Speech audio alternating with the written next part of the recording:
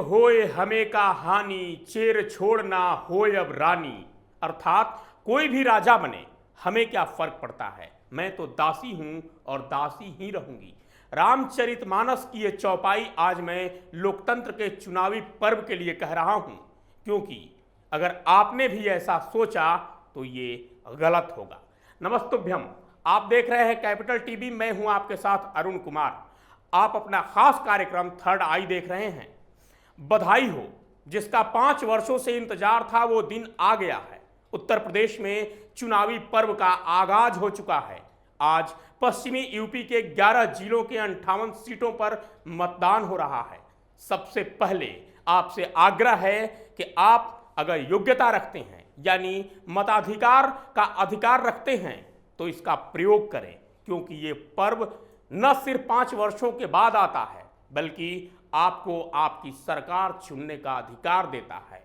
लेकिन यहां आपको सतर्क भी कर रहा हूं कि आप अपने बुद्धि के साथ विवेक का प्रयोग करें, क्योंकि रामायण में जब भरत को राजा बनाने की बात सामने आई थी तो उन्होंने कहा था कि मत का अधिकार होना अच्छी बात है, लेकिन जो व्यक्ति इसका दुरुपयोग करता है, सही तरीके से प्रयोग नहीं करता है, जो इसकी रक्षा नहीं करता, उसे इसका अधिकार भी नहीं होना चाहिए।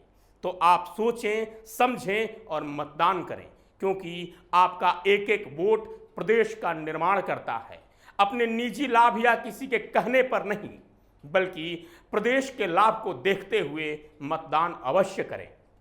वहीं अब बात करते हैं कर्नाटक हिजाब मुद्दे की।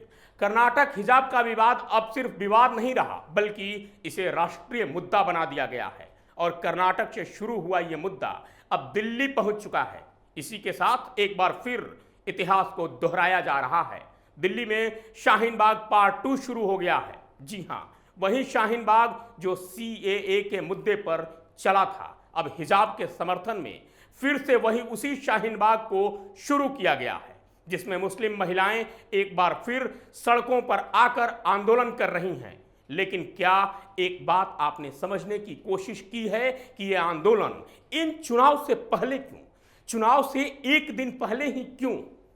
एक तरफ जहां 10 फरवरी यानी आज से मतदान की शुरुआत हुई है, और ऐसे में कल शाम यानी 9 फरवरी को शाहीन बाग दोहराया जा रहा है। क्या यह महज संयोग है? नहीं, यह संयोग नहीं हो सकता। यह एक सोची समझी प्लानिंग के तहत अंजाम दी जाने वाली साजिश है, जो ठीक चुनाव से पहले शुरू की गई है।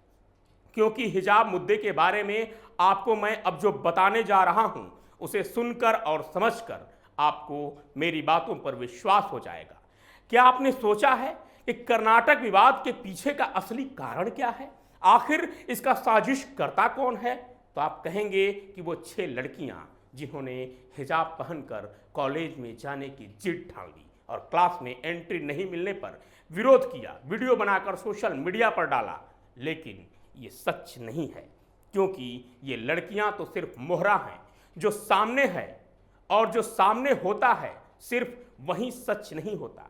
इसके पीछे भी एक बड़ा संगठन है जिसका नाम है PFI, जिसका पूरा नाम है पॉपुलर फ्रंट ऑफ इंडिया। ये वही संगठन है जिसे कट्टरवादी संगठन के तौर पर जाना जाता है। पहले इसी संगठन का नाम था सिमी, जो एक आतंकी संगठन था, जिसे आतंकी संगठन मानते हुए प्रतिबंधित कर दिया गया था। उसके बाद इसने अपना नाम बदलकर PFI रख दिया और सिमी के जितने आतंकी और वामपंथी सदस्य थे वो इसमें शामिल हो गए। यानी लोग वही हैं, बस नाम बदल दिया गया।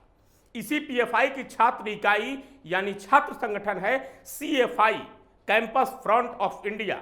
वहीं दूसरा संगठन है प्रतिबंधित आतंकी संगठन जमाते इस्लामे हिंद। आप कहेंगे कि यह बात गलत भी हो सकती है, इसे सच कैसे माने? तो जो छात्राएं हिजाब पहनकर कॉलेज पहुंची थीं, वो पहले भी इसी कॉलेज की छात्रा थीं, लेकिन तब उन्होंने ऐसी कोई जिद नहीं की थी। वो इसी साल 1 जनवरी में हिजाब पहनकर कॉलेज पहुंची और इसके लिए जिद करने लगी।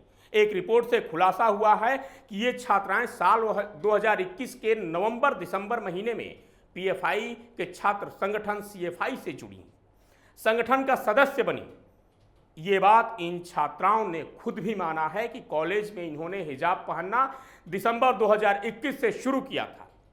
पहले ये कॉलेज यूनिफॉर्म पहनकर ही आती थी और इन्हें कोई परेशानी नहीं होती थी, लेकिन सीएफआई सदस्य बनने के बाद ये संगठन और जमात के कट्टरपंथी लोगों ने न केवल इनका ब्रेन वॉश किया बल्कि इनके मन में जहर भी भर दिया।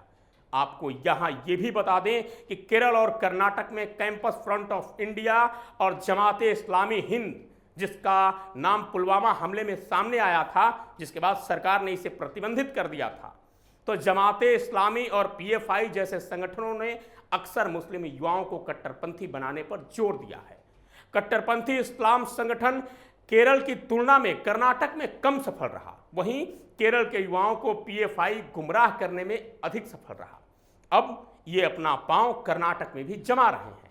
आपको एक और बात याद दिला दूं, जब सीएए का विरोध शाहीन बाग में चल रहा था, तब जांच एजेंसियों ने साफ तौर पर कहा था कि पीएफआई ने इस आंदोलन को न सिर्फ समर्थन दिया बल्कि विदेशी फंड भी उपलब्ध कराए थे, जो पाकिस्तान, चीन और सऊदी अरब से मिले थे, ताकि भारत में शाहीन बाग चलता रहे।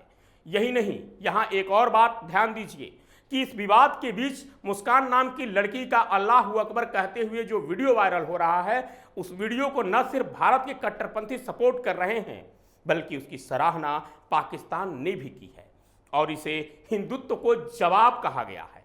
यही नहीं, जमियत उलेमा-ए-हिंद के मौलाना ने मुस्कान को बहादुर बताते हुए उसे 5 लाख रुपए इनाम देने की घोषणा की है।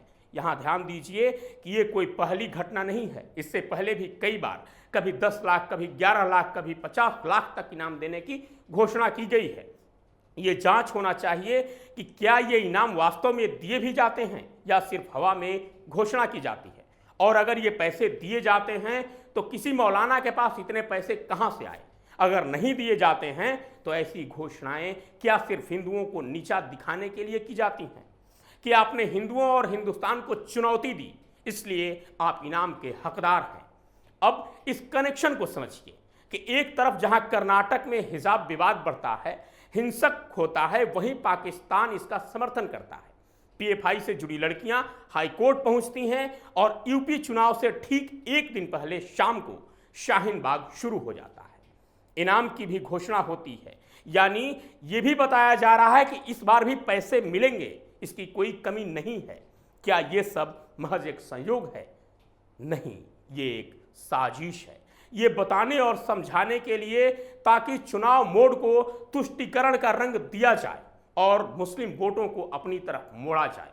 आप खुद सोचिए कि जब अफगानिस्तान में शरिया लागू किया गया और महिलाओं पर अत्याचार शुरू हुए, महिलाओं को बुर्के और घरों में बांध दिया गया, सीमित कर दिया गया, तब इसी भारत के लोग उसकी निंदा कर रहे थे, वो मुस्लिम हों या हिंदू। लेकिन अब उसी हिजाब के लिए ये बच्चियां हाईकोर्ट पहुंच रही हैं। इसके लिए पैसे कहां से आ रहे हैं, ये भी एक बड़ा सवाल है। मतलब साफ है, चुनाव और सरकार को प्रभावित किया जाए। कुछ दिन पहले ही दिल्ली दंगा पर कोर्ट में इस बात का खुलासा हुआ था कि सीएए के मुद्दे पर सरकार को झुकाने और अस्थिर करने की साजिश रची गई थी। आपको याद होगा, उस वक्त भी फरवरी 2020 में चुनाव था, उससे ठीक कुछ दिन पहले दिल्ली को जलाया गया था, जिसकी दुर्गंध आज भी आ रही है। अब आपको यह बता दूं कि आगे क्या होगा। जैसे दिल्ली चुनाव से पहले शाहीन बाग शुरू हुआ, दिल्ली को जलाया गया और चुनाव के बाद यह आंदोलन खत्म हो गया, ठीक वैसे ही इस बार यूपी समेत 5 राज्यों में होने वाले चुनाव से पहले यह बड़ी साजिश की जा रही है और मेरा दावा है कि चुनाव के बाद यह विवाद भी खत्म हो जाएगा। आप खुद सोचिए कि संविधान की दुहाई देने वाले संविधान मानते कहां हैं? जब हिजाब विवाद पर कर्नाटक हाईकोर्ट में सुनवाई चल रही है तो इसे हिंसक और आंदोलन का रूप देने की कोशिश क्यों? शाहीन बाग पार्ट 2 क्यों? मतलब साफ है, आकाओं का आदेश आ गया है कि पैसा पहुंचा दिया गया है। आप ऑपरेशन चुनाव और शाहीन बाग शुरू करें ताकि मुद्दा बिजली, पानी, सड़क, एक्सप्रेसवे, कॉलेज जैसे विकास के मुद्दों से भटककर हिंदू मुस्लिम पर आ जाए और एक बार फिर तुष्टीकरण की जीत हो।